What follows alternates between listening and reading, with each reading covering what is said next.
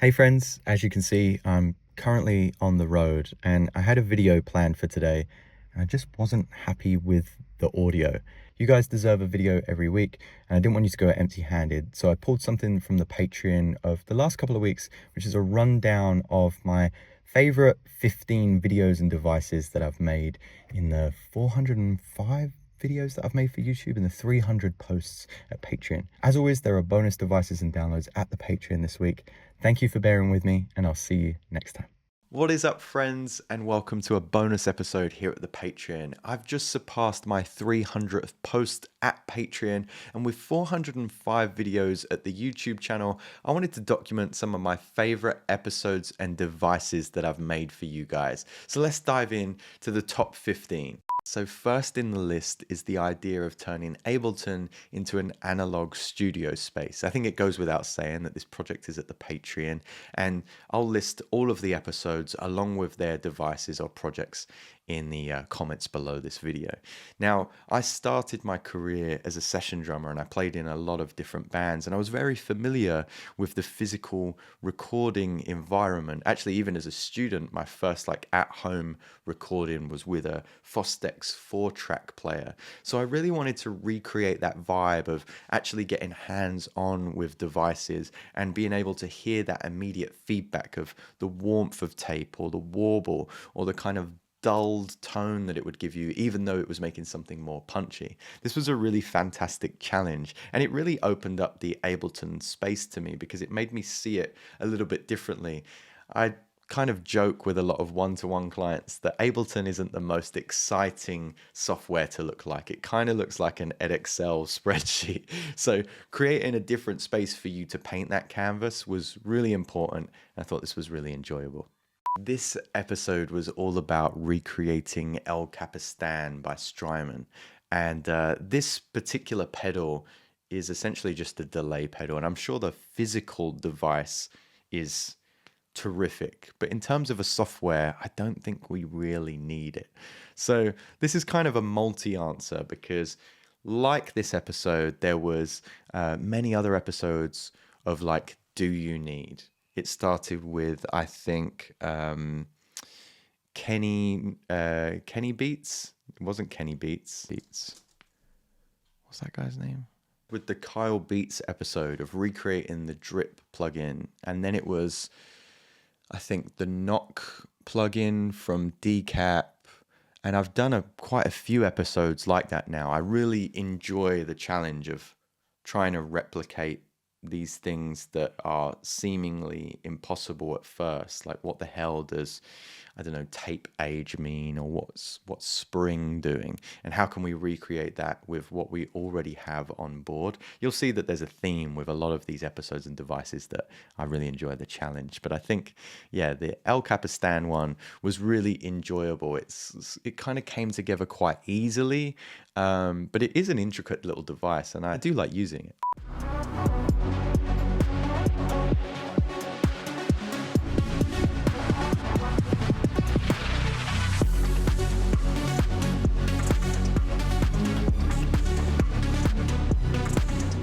I used to make many remakes on the channel, and let me know if you want to see those make a comeback. But I'd always be diving into, this is a genre and how to make it, this is a particular song and how to make it, or this is the sound of an artist. And in this episode, I was recreating that of Skella. And I've always been inspired by the sound of Future Garage. It's very dark, kind of like old dubsteppy UK sound. And Skella's music at this time was really inspiring to me. So I made this hard wave style track and even got the approval of Skella himself. So that really meant a lot to me. I think it's a well put together track and I really enjoyed making the project. Nice quick one there. Okay, so I actually ended up revisiting this video a couple of times, as you can see. And when I first created this video, it was 4 years ago. And it was the idea of creating a pad from any sound like this into cinematic, gorgeous pads like this.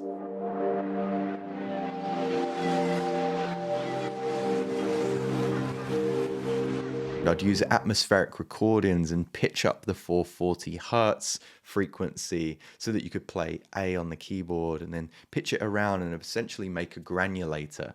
I redid this video a year ago and also used the Granulator 3 in Ableton as well to get some different results. And I think I included a couple of Granulator devices so that you didn't have to recreate it all from scratch at the Patreon. I'm pretty sure that's the fact. And every time I create an episode like this, it generally does quite well. It's quite an intriguing, fun, easy to follow tutorial. And fun fact, this is actually how Damian Taylor and I kind of hit it off. He found my video, we were introduced by a mutual friend of ours, and then we spent like a good 2-3 hours on a call speaking about this device, which he calls the Hatton Pad. He even featured it on his website and to his community, which, like, you know, I just gave him all the love for, and we've been friends ever since. There's just a fun little fact there. This was one of my favorite client pieces to work on, again, because of the challenge ahead. I met this YouTuber who I think had 8 or 9 million subscribers through my collaboration with Sue Lee. And she was such a fan of the Sue Lee remix that she hit me up to create the theme tune to her YouTube channel, which ended up being the theme tune to her podcast like a year later.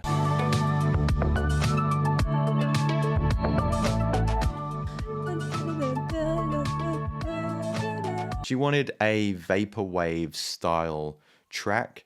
And there was so many different avenues that we could have gone down. I ended up sending this YouTuber, I think, like 4 or 5 different iterations that they could use. And we kept coming back to the Macintosh HD track, which I think is a pitched down Tina Turner track. What I had to do in this episode was essentially create a track that was pitched up 4 semitones and sounded a bit weird and was much faster, and then slow it down so that all of the melodic elements were slow and warped and sounded like that Vaporwave style track, but the drums were kind of a little bit more HD, but were still kind of rolled off and muffled. This was a really fun project to work on, and was really quite the challenge. A lot of you are going to remember this episode if you've been here since the early days. This was back in Ableton 10. I couldn't afford the SP404, so I created my own device in Ableton to replicate it.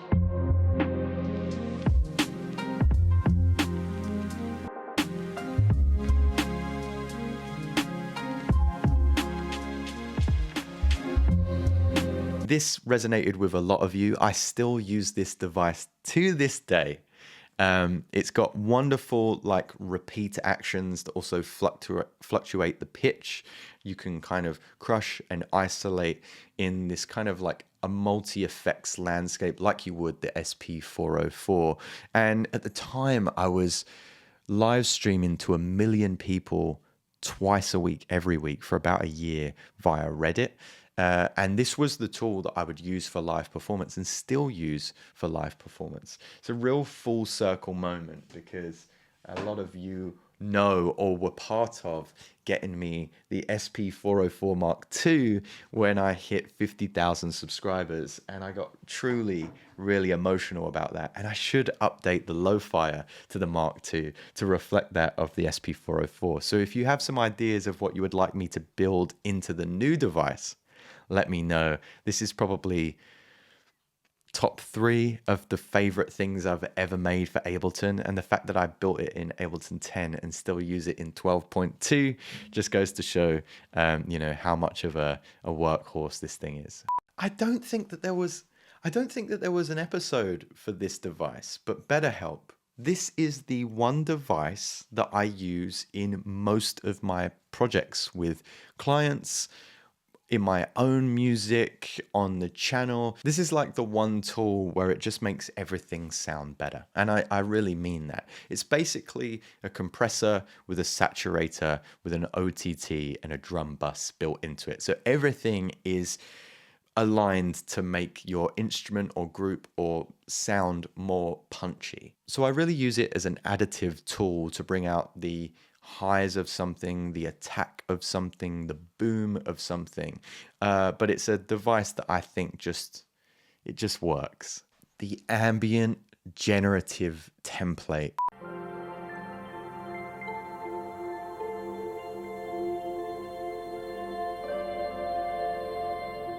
This was such a hard task, and I don't even really know where I got the idea for this from. I think it must have been another YouTuber, but I was kind of looking up generative ambient stuff at that time, and I was like, wouldn't it be cool if you could dive into Ableton and hit the space bar and it just create music off the rip, or as close to that as we could. We would obviously need to write in MIDI clips, change our key, change our tempo, but after that it would kind of just write this lovely ambient stuff.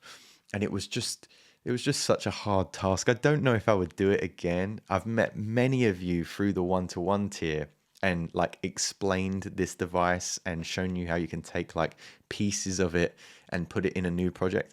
But what you guys don't know is any time before we sit down for those sessions, I have to watch my own tutorial over again to try and figure out what the hell I did. It's just so many MIDI mapped options, but definitely something I'm very proud of. Now, this episode I actually hated. Look at my living room there. This is when I was determined to have my living room as like a studio space. And I've never shared this with anyone, but it was actually a very dark time of my life where I was like, I'm going to go absolutely ham at this producer, YouTube creator thing. And all I had was a bed in my apartment, because even the bedroom was filled up with recording gear. Because if you ever tuned into a live stream at that time, I had the bedroom set up as a live stream space. I had the living room set up as a live stream space. And you can see that there's a cable in the bottom left of the screen when it goes back to like a headshot. Where I was running this like really long streaming cable into the next room so I could have the webcams in there. There was loads of latency. It was horrible. But anyway, back to this episode. Get ready for action.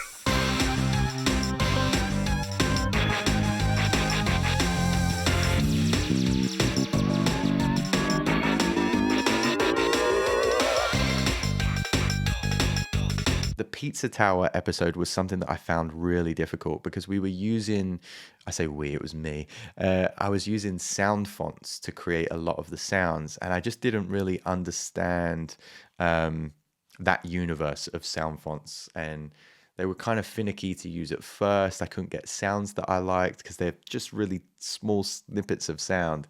And then I had to create a genre of music that I generally wouldn't listen to. So I really had to get into that mindset of like what a Wario game or a Pizza Tower game would sound like. And I was listening to tons of soundtracks to try and recreate that vibe. I am really proud of what I achieved. I don't know if I would revisit it again. Speaking of things that I'm proud of though, this was the routing template that a lot of you have adopted into your Ableton climates, whether it be for mixing and mastering or just starting your projects out in. I used this in my own workflow as well. I'm really proud of how it came together. I think it was Ahi that had the original idea or the original explanation of how Skrillex sets up his projects, and we all know, whether you like his music or not, Skrillex really knows his way around the Ableton devices and the Ableton landscape. So those chain limiters, the basic limiter, top limiter, blank limiter, etc., was such a game changer for how we can route our music, whether it be individual instruments or groups, into a kind of pre-master chain and then into the master thereafter. This is something I'm truly proud of, and if you haven't checked this out, you definitely should, because I think it would really inspire work. I don't know how I could update this. If you have any feedback for what you would like to see built into the routing template, let me know. But I think even in 12.2, there's not a lot I could change, and that's not because it's perfect. But I've just crammed so much into it already. So do let me know if you have ideas on how this could be updated in the 12.2 world. How to make music like Fred again.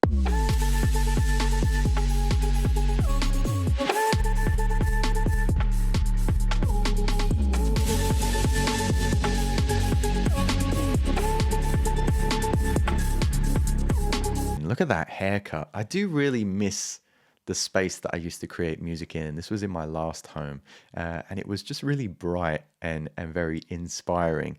Behind me, I don't know if anybody has ever clocked this in the old episodes, but behind me is actually a two-door cupboard or closet, and you can slide the mirrored part of the closet over, which I would do before every video. And then in the closet, I would just have some of my MIDI devices and some of the hardware tools that I had there.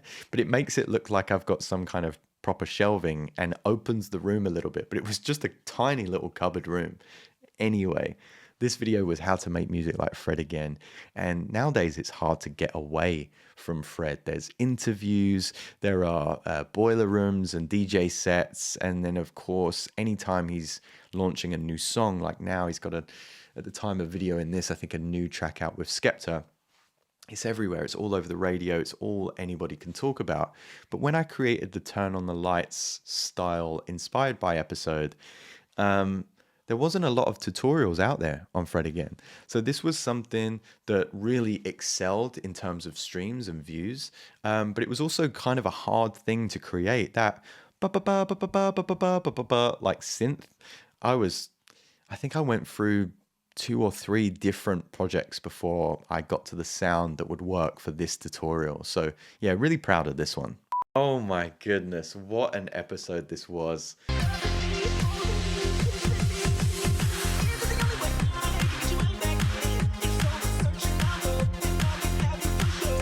This was the 4 producers, 1 burial episode. Look at that terrible haircut. This was in lockdown when I was cutting my own hair and I just started the channel.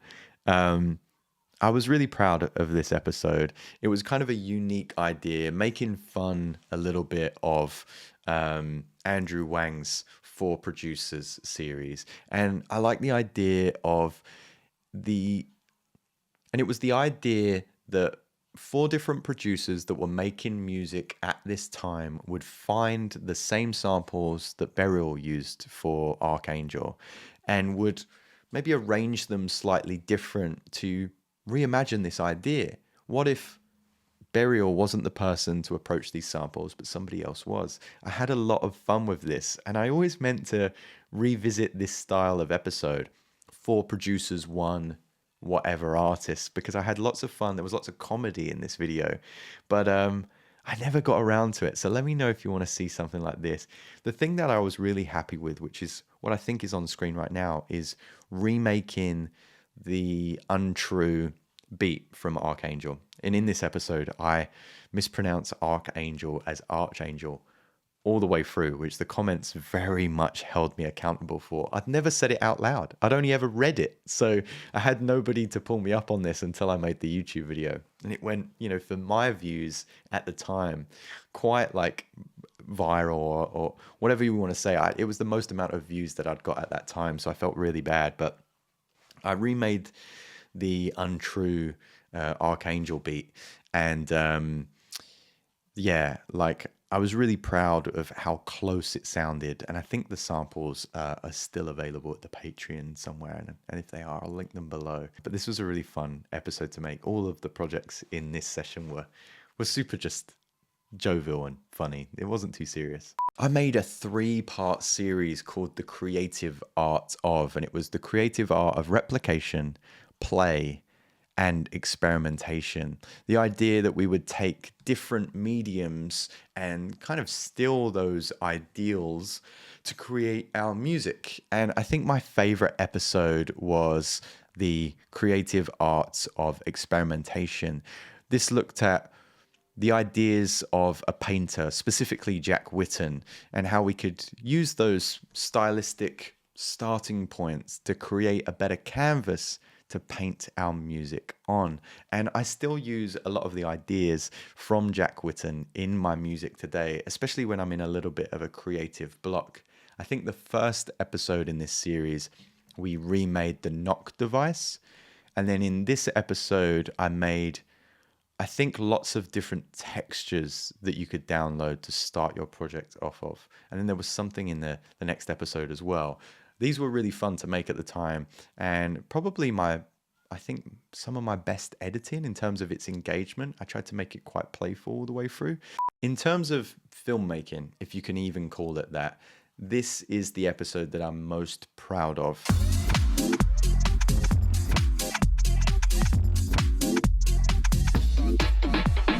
It got the attention of Disclosure. It got the attention of Higo. I became good pals with many other different producers that I'd previously looked up to. And it all started from a silly script idea. I don't know if this is the most engaging Ableton tutorial, but it was definitely a different style of tutorial that I hadn't really seen on YouTube before. I was really happy with what I achieved visually here. And I think it engaged a lot of new audience members. I remember my stepdad watching this episode and being like, that was really fun. I don't know what you're going on about, but it was wicked. And I think there's something to be said there. I personally learned a lot about Disclosure, and I was able to gift the Patreon, that signature Disclosure sound, and another sound that I got wrong, first of all, as well, because I included everything in that project file. But this was a really fun kind of discovery detective piece, and I wanted to document it in a enjoyable way, which leads me to the next episode and the final one in this 15 best episodes and devices that I've gifted to the community and the Patreon. We should probably succinct that title a little bit, but it was the follow-on episode. And the reason I liked this is because when I made these episodes kind of back to back, I was like, oh, I can go into a new area of YouTube, and I still intend to, but they take so long to make. Do let me know if you enjoyed these style of episodes. But this followed on from that disclosure episode, and was on atmospheric sound design, and I was inspired by Tennyson in this episode.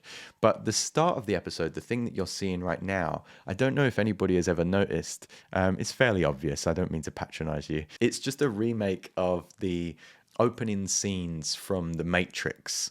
And so I wanted to visually have the idea of The Matrix. Even there's a top-down camera here that I was like, how are we going to do that? And I wanted the camera to kind of pan across as I woke up. And I remember Neo wakes up in his apartment and does a similar thing before the screen starts speaking to him. So I included The Matrix over here in the top right, and even my hat from the previous episode. And then went about creating atmospheric sound design. And I wanted to do it in a very storytelling way. Not only that, but the reverb device that I used throughout this episode, which is by Clevgrand, is genuinely one of the most charming and exciting, I guess, reverb devices that I've ever used. Because it does just remind me of Encarta. It reminds me of Windows 98 or 96 or whatever it was. Those kind of graphics.